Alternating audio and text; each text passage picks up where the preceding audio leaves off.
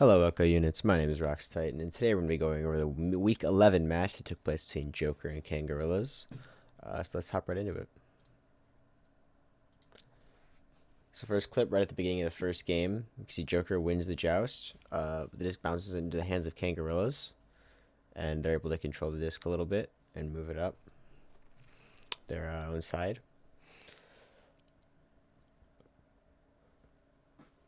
Now, one of the things that let's go back to the beginning of the clip. So one of the things we can see that Jokr wins this joust, right? They get the headbutt, they get off first. Unfortunately, they did have the second back chain coming in.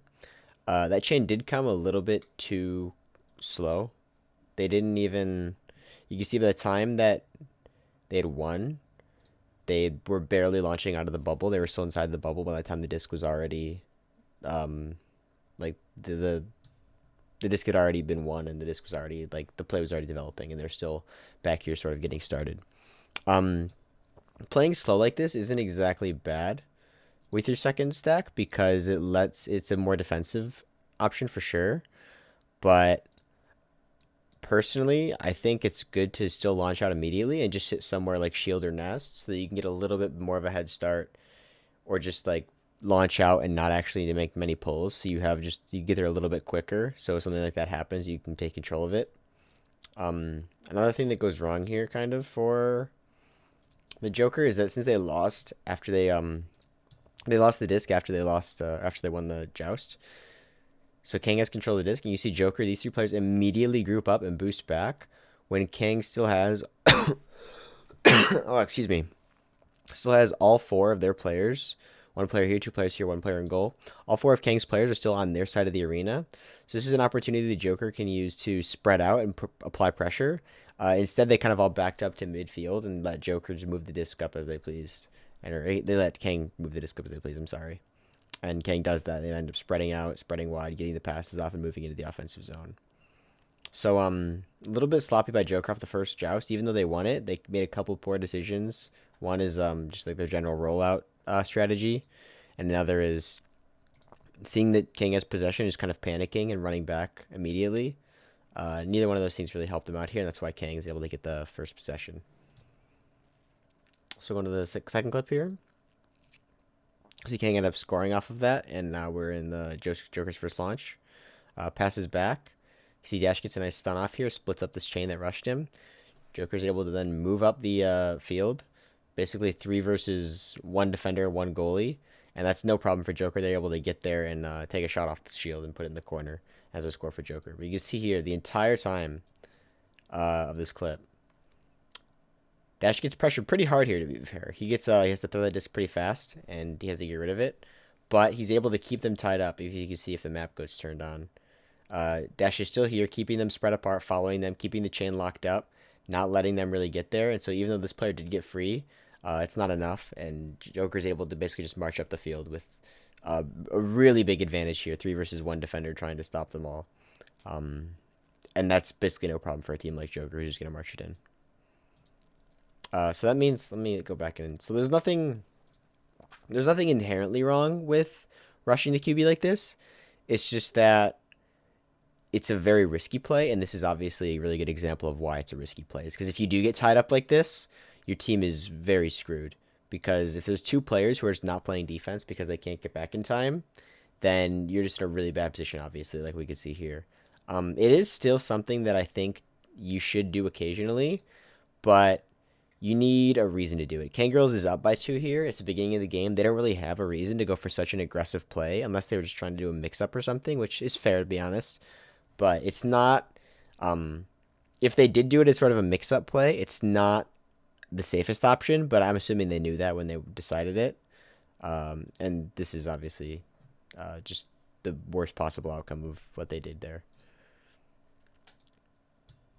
So now we'll go into the third clip. You can see missed shot on the goal. Ends up in Kangorillaz's possession. They're able to control the disc and move it out. It's just the main thing that happened here is just playing patiently. So you can see Jokr has the offensive chain here. Mad, instead of like making another pass to somebody with the disc, he just kind of controls it, waits. He's got Strambitsky now on the block, sneaking up. And as soon as he makes the pass, he punches out this player. So that means this player is leaping this way. And so now, instead of the Strem just sneaking up, punching them out while Mad's holding them, because then the other player would still be on the block. He waits right until the disc gets thrown, right until they get ready to chase the pass, breaks him up, and that means this player isn't even going to be there to try and brawl him, to try and get the chain back together, because he's immediately split up. He's all alone after they're split. Strem can challenge that and pressure like that. And unfortunately, if the shot had been a little bit more on target, the play would have worked out really well for Kangorillaz, because they timed it really well to break up that offensive chain. Or the defensive chain, I'm sorry. So you go to the fourth clip. You see Kangorillaz recovers a clear on their own end, and they move up. They're moving up the field, controlling the disc, just kind of passing it between each other. Jokr positioning pretty aggressively, trying to do some man coverage here. Unfortunately, Kang is just marching up the field a little bit too fast, and they're able to keep possession going, keep momentum moving, and they're moving up into the zone. And that's the main thing I just wanted to highlight about this clip is that you'll see a lot of teams, especially like around like low mid levels, even in gold sometimes too, is when they get the disc on their own side and they don't just want to insta clear it. When they try to do some same side possession like this, they play stationary. So teams will be on the floor, passing it between each other, but not really moving here. The reason why Kangorillaz is able to pass around a team like Jokr, as good as Jokr, so easily, is because they never stop moving up the field. They're constantly advancing, constantly having to make Jokr switch positions. You can see here, specifically, Kung kind of is Ryan. I'm sorry, not Ryan. I got Kung Ryan. Ryan's going here to try and cover this player on the floor, but instead of just being on the floor, this player moves forward. So Ryan gets caught here and is end up behind, not covering anything. You see the teams, they're passing between each other. Even when Jokr gets a chain together, they're able to pressure it off and get the punch off on it. And that ends up in a 1v1. Unfortunately, again, doesn't get a score for Kangorillaz, but a really nice play regardless. So, and a good example of how you're supposed to control the disc on your own side. So even though controlling the disc is a good thing, and a lot of teams kind of get caught in this rabbit hole of, if we control the disc on our own side, we can bait them out and score. But they never actually move the disc out of their own zone. They just kind of keep passing it around in their own area, in their own side, until they lose the disc eventually. AUC Kang here doesn't do that. They have a clear sense of urgency that even though they are playing calm, playing collected, and controlling the disc really well, they still know that they can never score from their side of the arena like this. This is a good spot to gain disc control and keep disc control, but it's not. You're not applying any pressure here to the offensive, on the offensive side anyway. And so they need to, even though they're controlling the disc and not just clearing it, they're still moving up pretty quickly, keeping their momentum and moving forward. And that's why they're able to go around Jokr so well as they did. Let's go to the next clip. We see Jokr with possession again. They make the pass down to the tunnel. Clear goes over. It gets picked up by Kangorillaz. See the little pass to his teammate on the wall. We see Kang Train going through. The clear goes through and gets to him. Unfortunately, he gets punched out here. And Jokr gets control. It doesn't work out for Kang. They do get the disc back. But the main thing I just wanted to highlight here in this clip is here. So we see Sealable has the disc. He's got two teammates chained together in goal. He makes the pass, kind of a long pass forward to his teammate on the wall. And you can see as soon as he makes that pass, this chain starts going. But instead of doing normal Kang things and sort of like spreading out and grouping up and getting ready to push forward together, they went a little bit too deep. And you can see, so this is a play that a lot of teams do, and it's more successful than it should be, really, even though it's not very successful in general, just because this player, if you send one or two players really deep and just clear it to them, that player all of a sudden has no more passes in front of them. Like, yes, you have possession on the opponent's side, but you don't actually have any options players. He's got no teammates up here with him. He's got one teammate across, but as you can see, as this clip develops a little bit further, this is the point here. You can see yeah, can I do like 0.5 speed? So you see the disc gets to the player. He moves up. This player is now on him. This is the point where he needs an option to pass ASAP. He needs to throw it as soon as possible. This player down here, obviously not in a great position. This player's pressuring. And you can see right here, if we go back a little bit, just to right where he needs to throw it. So he needs to throw it now. This is his last second he can throw the disc. And you can see here, look, he's got one player across who is sort of being covered by this player, is also kind of behind this geometry, kind of occluded. This pass is not open. This player's here. He's going to be able to pick that pass if he makes it. Unless he maybe throws it off the floor, tries to make a bounce pass. That's an option, but it's kind of a hard option to think of when you have literally like 0 seconds left to throw the disc. We can also see here, this player, I can't see exactly how far apart they are vertically, but they're pretty close to each other. It's safe to assume that they're covered because he doesn't make the back pass. And as well, this alley to this player is covered on the mini-map as well. And you can see here, yeah, this player was floating in the middle. This player looks like they're holding onto the block there. And then again, this lane is being pretty occluded by Kung there. So Magic doesn't have any options because when you do make this clear play that Jokr or that Kang made, when you send it down the field to a stack or a single person that gets a deep boost, you're just limiting their options so heavily because you still have 2 players caught back here who aren't boosting together because they're too spread apart. He's got 1 player deep with him, but it's easy for Jokr to cover that 1 player. They're also covering the shot too, so he can't turn and shoot. So really just clearing to a deep stack like that, unless you have a plan to go along after that where you're going to have somebody spread out. This player's going to spread to get to the tube, maybe make a pass back. Or if he spreads to the tube, this player's going to follow him. Then he has this as a 17 as a pass back. It's hard to execute something like this, harder than it looks at first glance. In order to, and even it does work out for Kangorillaz in the end. Just passing to a deep chain, this player doesn't really have any more forward passing, so he has to go back anyway. And so even if he goes back and retains possession for his team, he's not. It's sort of just jumping the gun as far as getting possession in the opponent's zone because yes, now this player Kangorillaz technically does have possession in the opponent's side of the field, but they can't do anything with this. He has no offensive options whatsoever, and most of the strength of playing control in the offensive zone is when you have people in positions like on shoulder, below the goal, on the shield, etc. Those players are applying pressure even if they don't have the disc, and the goalie and the defense has to respect that.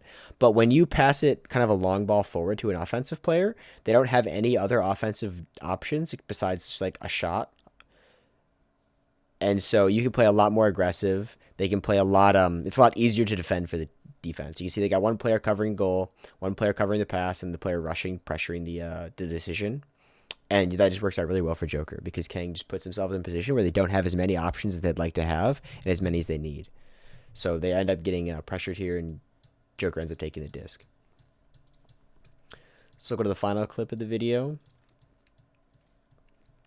And we can see here Kang has doing a sort of perma defensive chain here. And you can see here they are applying pressure. The panic goes up to the top. Leverage is able to slap it down towards the goalie, and they're able to get the clear off and group together again and make the boost. But the main thing I wanted to point out here is something that I didn't notice the first time I watched this clip. I was actually keyed into it by the casters afterwards. Is that this boost here, they chain toward this player, they get like 2 or 3 pulls, and then they stop here. They both stop at this, even though they don't stick together, they both stop at this block. You can see how many pulls they got. But it looks like 1, 2, 3 pulls. So that player is feeling the pressure. That squad is moving probably between 15 and 20 meters per second towards that player. That player needs to get rid of the disc very soon. And because of the position his teammates were in, he had 1 teammate back who's this lane was covered, and then he has this teammate punch down this player up top. He has to get rid of the disc really quickly, and because that player is feeling pressured, he's going to make mistakes. He doesn't make a mistake. He passes it straight up. This player is still almost able to get to it, but because Kangorillaz faked the chain and stopped on this block and pushed up immediately, reading the mistake, Leverage is able to get to it. He has a good call from his goal. He slaps it down, and his goalie is able to recover that and make a good clear out of it. And they're able to get together really quickly, get moving, and just make a really good offensive play out of it. So it's a really good play from Kangorillaz, forcing the pressure, because you don't need to actually get on top of somebody in order to apply pressure. You just need to make it look like you're going to be on top of them so fast that they don't have a choice but to listen to your pressure and to respect it and to make a play before they would like to. It would take nerves of steel for this player to just hold the disc, call out that both of Kang's players are going to stop here, and take his extra second he would get from that in order to make a proper pass to one of his teammates. But the risk of Kang just running straight at you, especially in the moment, it's way too hard to make that call.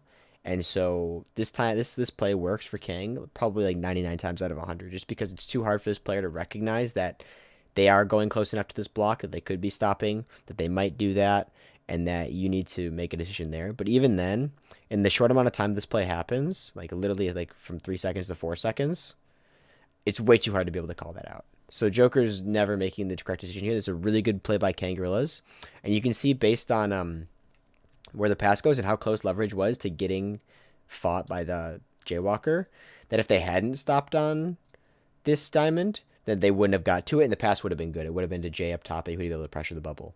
So this is really good play by Jokr, forcing the bad decision and putting themselves in a good position to capitalize on it. So that's so much. That's it for this video. Thank you so much for watching. Have a nice day.